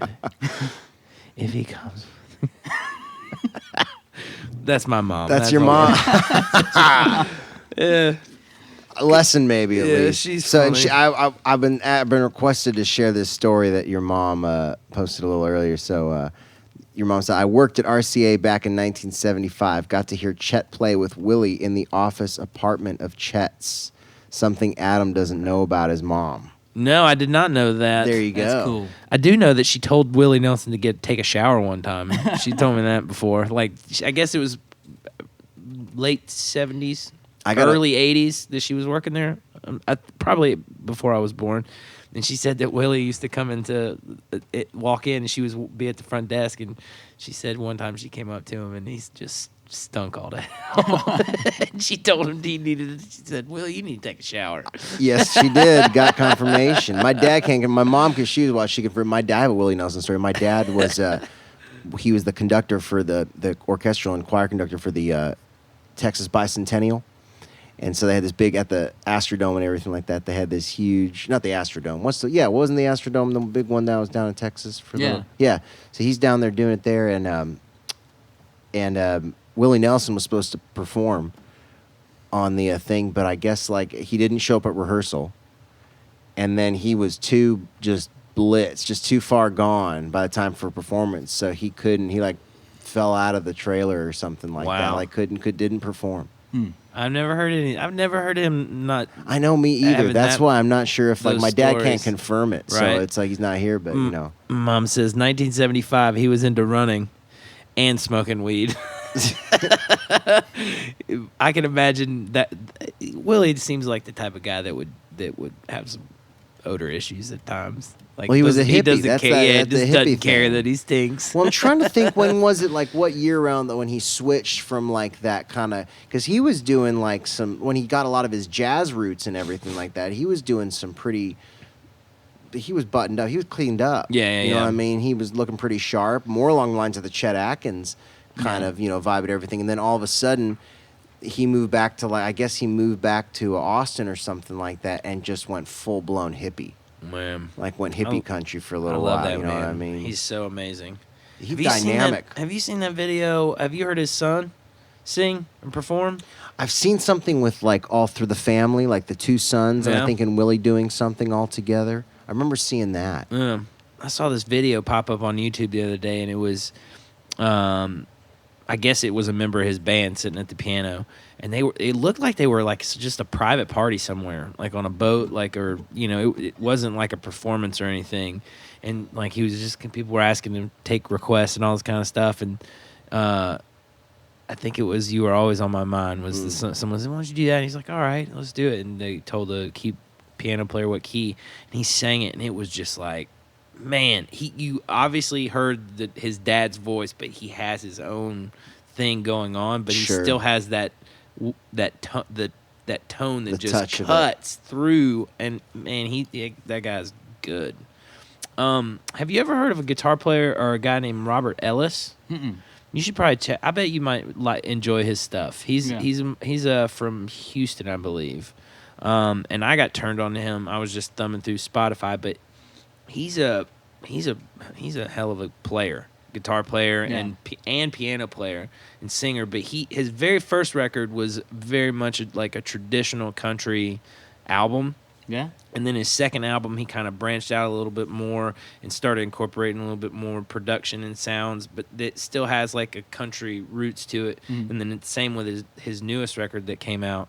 But his voice is like, no matter what the style of music that's going on behind him, his voice is country. You know what I mean? Like there's no change. It's just he's got that tone, and it's kind of in that same register as Willie or whatnot. But I think you would, when you listen, if you check him out, like all the guitar playing on his records is him. Like I didn't realize that until I saw him live. I thought maybe he had, I knew he was the writer, but then when I went and saw him live, I was like, Robert man, this Ellis, guy yeah, can can play. I mean, he is, and his guitar player. I went and saw him. He just played at Third and Lindsley a couple weeks ago, and he was just doing a duo, him and his other guitar player, his lead guitar player. And man, the two of them playing together were just on it. Oh, it was so good. It was so good. I would highly recommend anybody out there. Check him out, Robert Ellis. Who in town are you into right now? Do you catch anybody in town playing or anything like that, or any artists we should be watching or looking out for? Rory Hoffman. Rory Hoffman? Mm-hmm. I don't know if I've heard of Rory Hoffman. I don't know if I have. He's amazing. Him and Richard Smith and Brent Mason, my three favorites. Okay. And those are all just guitar players? Yeah. Are they playing with people in town? Like, I mean, are they in bands? session guys? Or are they more Richard does his own thing. He travels around and does solo guitar. But Rory Hoffman plays with several different people. But he's amazing. He's a really good jazz player. I have to check him out. I mean, he's phenomenal. I bet he's one of those things where I'm like, oh, yeah. I'd see a picture of him. Oh, yeah, never mind. I know who that is. Yeah, probably sounds like. And that's kind of Nashville. So. Did we talk about you being on that show yet? The Nashville TV show? No, Nashville, really. yeah. What's that like, being on the TV? Like, what's a day? I mean, this is it's pretty easy. I mean, you just sort of, you got to know the part of the song. You got to learn a song, and then kind of stand up there and act like you're playing it. So yeah. So maybe I shouldn't have said that. But yeah, sort of learn a song. Sort of learn. You got to learn it exactly the way they played it on the session. Oh, okay. Yeah. In case they do a close up of the. Well, in post production. Yeah. For post production. Wow. Or if they do a close up. Pretty odd. No, I heard about that on pretty early on. They've had that going on since the beginning. I think they've been trying to be pretty. Because that's the worst when you see like in a movie or something, and you're hearing the band's playing along. You're like, there's no way those people know what that song is. Who's the guy that they've hired that basically is the guy that coordinates and teaches a lot of the actors and actresses there that don't quite know how to play, like how they should be looking like. And what's his name? He always wears black. You know what I'm talking about? Yeah, if you had beard, ask me. Always wearing a fedora. Yeah. You know who I know. I'll stop describing him, I guess, because you know exactly who I'm talking about. What's his name? Anyways. Starts with a C. Well, about as close as we might get right there. Carl. But I mean, they do a pretty good job keeping everything pretty accurate, which is why they get great musicians to play the great musicians on the show. How many episodes have you been on now? I want to say like 4. How many episodes have you watched? 1. Of the 4 you've been So you don't even watch the ones that you've been on. That's funny. I'm told I can be seen in little smidgens here and there, but I don't know. It's hearsay. That's pretty cool. I've never seen it. Not one stitch of it. I've seen little bits of it. I've episodes here and there and everything, but never serious at all with it. I know Kelly watches it quite a bit and everything. You ever play the Bluebird? I mean, do they? I mean, that's a singer-songwriter type of place, right? Have you back people up, or you just go play? You do your thing. Have I played the Bluebird? Yeah. Personally, Yeah. yes. Mm. But was it doing your thing or doing my thing? Yeah, cool. I've never been to the Bluebird either. That's pretty ballsy. You walk into Bluebird and a songwriter house and you do that. Yeah, Just right. play instrumental. That's pretty. You better have a lot to say with that guitar if you're gonna go there. That's great though. I'd crack me up. I don't know why, but that would tickle me. Going in there and seeing a guy just play an instrumental piece. I'd want to go to one. Do you ever play there? I've never played there. I'd like to. Yeah, that's a cool venue.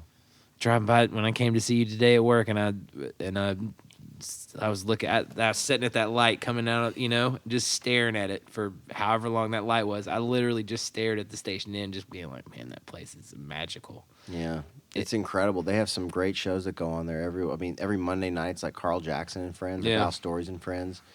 It's a great show, great on the weekends and everything like that. Yeah, I'd say that's probably still one of the, especially a venue that's really hanging on. Like they're staying strong where they are. As far as I know, they don't have any plans of going anywhere. So it's like a Nashville institution. Do you think Nashville's hanging on to enough of those kinds of places to really? Yeah, I think so. I do too. I mean, there's people that bitch about that or say that Nashville's losing its identity, but I don't think so. I think we're doing a pretty good job of holding on to some of the. Have you noticed a change in like being around music stores and being around? Have you noticed a change in like the kind of people that are frequenting music stores and? Yes. Yeah. Mm. So like is changing to like I mean obviously young probably too, but a lot of younger people. Tourists, a lot of tourists though. A lot of that. True. Yeah. No. It absolutely, especially at our place. I mean, like we're a tourist stop, so we get a whole bunch of that. I don't think that Nashville's gonna lose. I hope, knock on wood, I hope Nashville's not gonna lose its soul.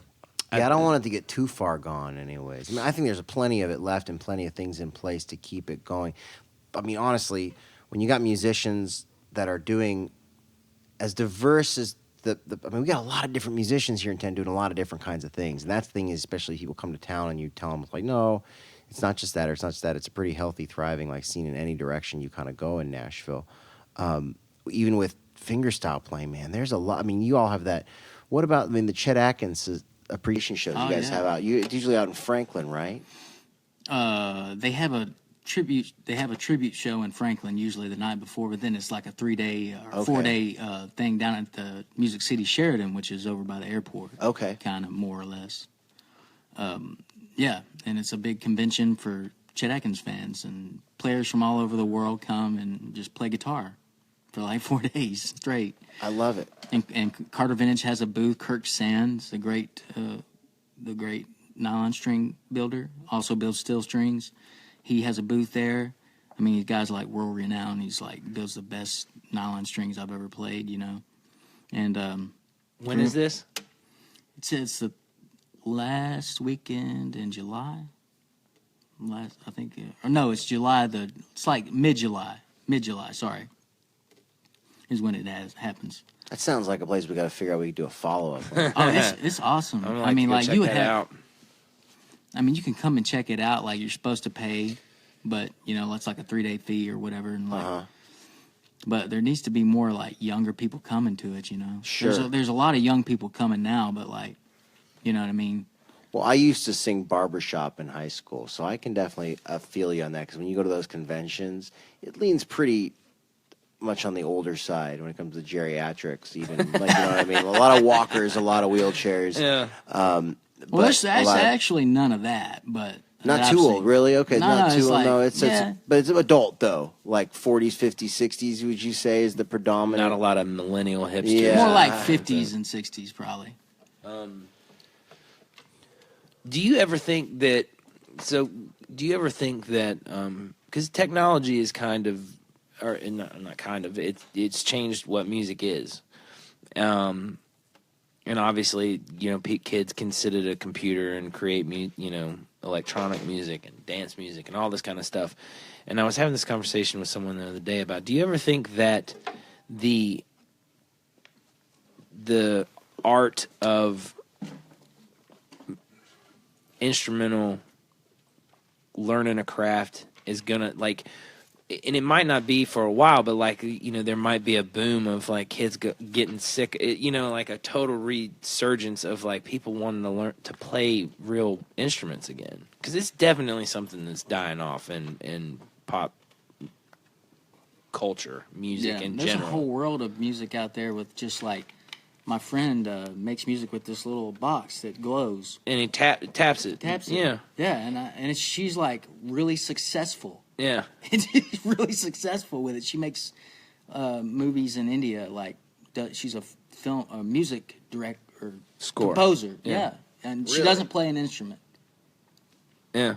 Well, that's kind of my dad's thing. I mean, he played French horn. My dad played French horn, but he was a orchestral composer and stuff. But when MIDI came out and everything like that, he used sampled instruments and everything.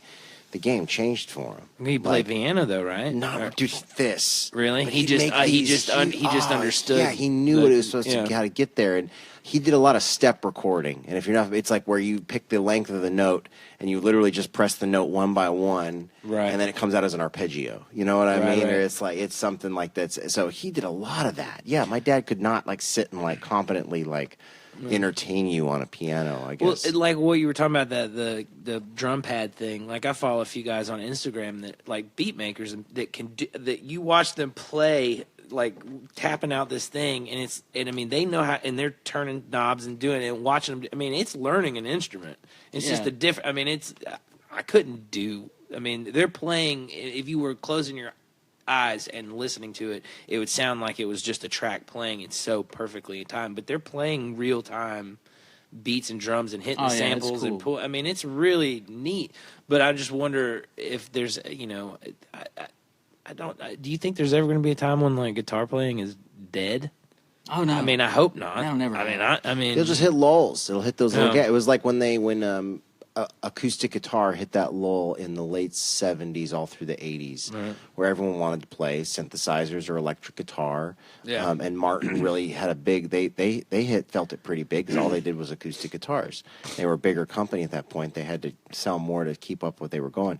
And it wasn't until they started doing the MTV Unplugged with like Nirvana and Eric Clapton that people didn't want to start playing again. After that, like as soon as that happened, people start because it was part of their museum. They talk about how it came back like immediately. Acoustic music, man. It just takes those. It's going to take those because when Taylor Swift started coming out, little girls started buying more acoustic guitars and boys and ukuleles. Yeah. Little banjo guitars, 6-string banjos. I have never heard of more people looking and more young kids looking for 6-string banjos, and it's because, look at that. So that's my future sister-in-law right there, looking at Dad's first MIDI sequencer, probably at my brother's house. Wow. And but I mean, I think that it just comes around. But I'm also realizing too, like your friend, like. That's an instrument, like like if you treat it, and it's a matter of like how do you treat with what you're doing, because any instrument in the wrong hands is not going to be musical, right? It's just going to be what it is. But I mean, it depends on what you do with it. I think that, and I also realize that now, like I think a lot of people are like, oh, it's really easy to just sit there and make beats all day and everything. It was kind of the same way where I used to say like, oh, man, writing a pop country song would be really easy. Like, and then the guy says, "Okay, do it." Yeah, great, do it. Like, sit down and try. Like, you sit and try to make a beat that you would hear. It takes some of that skill. I mean, but at the same time, against all of that, against any of the kind of music you can think of and everything, what you do is, to me, like I said, it still boggles. Like, I can see how someone sits there and learns how to make the beat. I can see that. I can't quite do, but I can see that. I can see how. A funk guy might do his thing like all the time, or like just some people are doing even the bluegrass. I can see where they're going and everything, but when it comes to like what that style of music, I almost just like that's like so intense. Those are the guys flying off those mountains in those glider suits, those squirrel suits. I'd love to do that because I would too, but man, I don't know if I ever could because that's pretty intense. But it's the same thing where it's like. I see what you're doing. I'm like, I really want to do that, but I don't think I could put the intent. I don't think I have the intensity for that kind of style. I mean, okay, so again, when you're playing just like some blues thing, and you're playing a jam, is what you're playing there imprinted in that kind of playing? Like, is your style, or can you just completely switch to a whole new fit to that style of playing and blending in, as opposed to really? I think I can. Sir, some of the influence comes through, some of the stuff, the arpeggios and stuff that I use. Like, are you rolling that kind of stuff out when you're? Yeah. Well, like when I saw Steve Vai play in a YouTube video, like it was like a blues jam thing, and like it still sounded like it was just like he was still doing his Steve Vai thing and playing. He wasn't really staying within the, you know what I mean, like staying within the context of the blues. He knew plenty of blues licks, but it was still very like, oh, that's just Steve Vai playing some blues. You know what I mean? Like it just didn't work. Fit. It didn't work.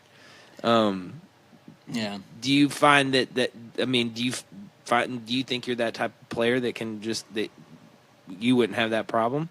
I don't think you would. That, but I don't think you'd need to or want to even. Right. But still, like sometimes your stuff just doesn't fit.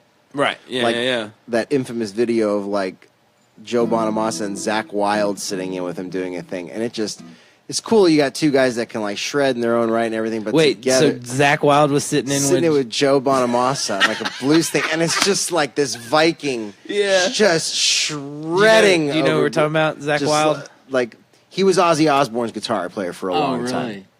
He replaced Randy Rhoads after Randy Rhoads passed away, and Joe Bonamassa, you're familiar with him? Yeah.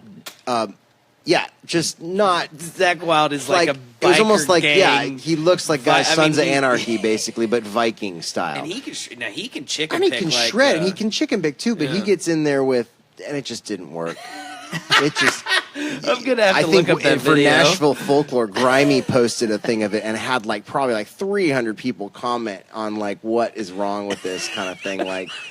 Of all things that are going to happen, Zach Wild is pretty gross. Man. But again, in their own right, two very competent in their own fields, very competent at what they do. But I mean, I feel like you could get Joe Bonamassa up on there and one of Zach's set, and it just wouldn't sound right. It'd sound like a blues guy sitting in with some metalheads. But I don't know. I mean, it's pretty funny. But oh man, Zach Wild is but now, a beast. But we've got you here. Right now, Jay Brown, you got your own guitar that you're never going to sell in your hands. Ever. Hopefully. And that's right, hopefully. Unless it gets really bad. Nah, you know what? Don't worry, it's not worth it. And we've asked you if you'd play something original for us, so we'd love to hear something original. This is a tune that I wrote. I used to play on the street a lot in Nashville, quite a bit for tips. And this is a tune called "The Busker's Theme."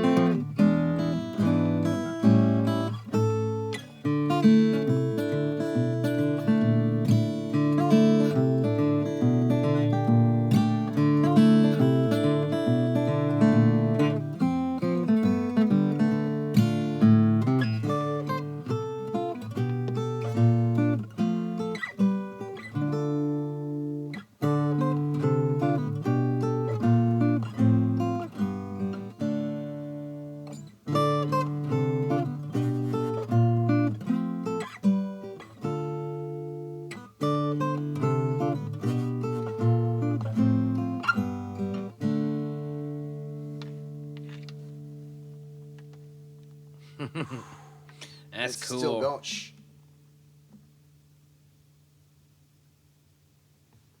No, I'm sorry.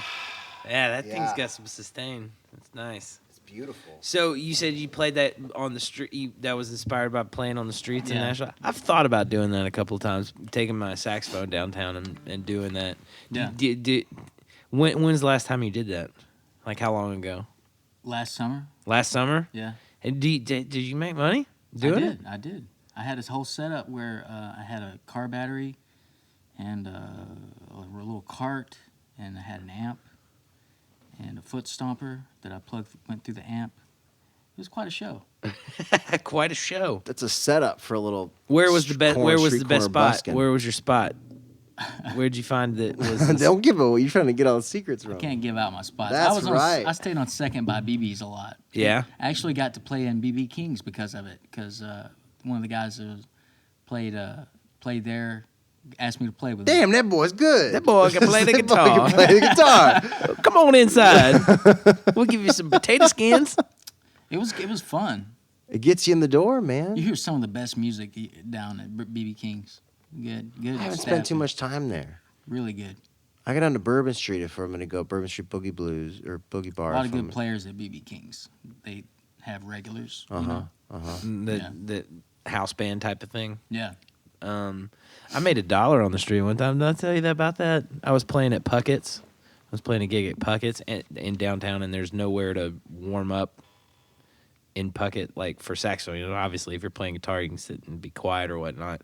But I just needed to warm up, so I just went out on the street and was walking up and down playing. And some guy just came up to me and gave me $1. I was like, "Thanks, man. I appreciate it." Why not? Thanks for your service. Yeah, I appreciate it. Well, you know what? I think we're coming on 2 hours. That's been a long time. It's been a long chat with you here. So again, just to recap, Germantown Guitars, soon to be open. It's right there on 4th Street, right? 4th Avenue. There's a sign up there. Okay. 1403 4th Avenue. 1403 And 4th it'll be Avenue. opening soon. And I post about it all the time on my personal Facebook. Yeah, and even there, you can find him on Facebook at official Jonathan Brown. You can find you on Instagram and Twitter at official J Brown. JonathanBrownGuitar.com. I'm sure you'll be able to find all that kind of info all over all those places. And I'm sure Germantown Guitars will have its own kind of thing going on. Yes, it will. Do you have all those accounts set up yet? Not yet. We're in the same boat, buddy. Yeah. We got the same thing going on here. So, and if people want to find you, they can go on, like you said, CD Baby, iTunes, find your stuff there. Find you all over town. You got a concert calendar and everything there people can catch. Do you have any regular gigs that you do here, used to, can but- you say you can catch me every, No. once a week or every other Wednesday or whatever, like type of thing? No. It seems like what you do, you could probably. Would you take a gig like that? I used to would play you? regular at Sapphire, but I haven't played there it's in Franklin, the factory. Oh yeah, Play there quite a bit during lunch and some that's a Saturday cool nights. place to Yeah, see. yeah. Like they always have good. They have a piano in there as well, right? Mhm. Yeah. Yeah, I used to play there quite a bit. I haven't played there in a while, but pretty regular. But yeah, I'm kind of like scaling that back, I guess, because I've been working on the store quite a bit. Sure. Now, is the store your solo endeavor, or do you have partners going in, or are you going to be there? Are you going to be living that? You're going to be there open to close type of thing at first, or At first, yeah. My dad is a partner, so he is I guess, silent partner. right? You know. But I mean, will you have anybody else working there I helping think out, so. or any, I mean, Eventually, I will. Yeah, eventually. yeah. I mean, you'll have to. When I get it going, you know. Sure. And you know. It's like the third time we've both said sure at the same time. Sure. Sure. Just a couple assholes. Sure, here guys. asking you questions, man. couple of That's it. jokers. That's Shitheads. right. That's us. That's us. But No, thank you for having me, dude, guys. thanks for being here. I Really enjoyed I was it. so thrilled that when I knew you were going to be coming down here and playing for us. I think you're one of Nashville's treasures. You're a phenomenal musician and Well, athlete, as far as I'm concerned. You've put in so many hours, and it's really inspiring. I appreciate that. Man. We appreciate you taking the time. Do you want to maybe? I was going to say we were usually just sign off, but I think can you play one more, one more numbers to send us off? Oh, sure. Is that cool, Adam? You got anything else? I mean, no, but We got to say thanks to our sponsors, right? Oh yeah, that's right. Once again, we're live at Westwood Avenue here in Nashville, Tennessee. Creative over in Barrel. Collective. Creative Collective. Check it out. We really appreciate them letting us use this space. If you know anyone else that you want to see on this podcast, let us know. Share this with your friends. Follow us on all of our socials and all that kind of stuff. Who's another influence that you haven't covered that you hadn't played? You played a Jerry. You played a Chet tune. Do you do any Willie Nelson tunes? No, I don't. Merle Travis was an influence. Play up. You got a Merle Travis tune for Sure, you? yeah. Can I request? I'm gonna request it. No, I gotta request it. It's a Merle Travis. Oh, okay. I'm gonna request it though. I want to hear Cannonball. Okay. Just kill it, man. Come on. This is when I was like, it's like first thing I heard. Yeah, all right.